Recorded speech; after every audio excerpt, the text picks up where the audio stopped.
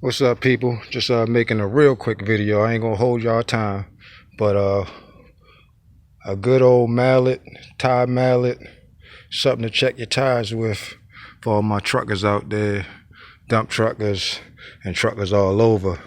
But if you don't have one of these, get yourself one, because ultimately you want to check your tires. Not only this, but you're gonna need a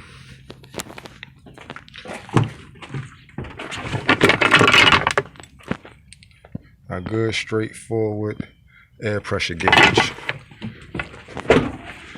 But take heed of these tire sounds.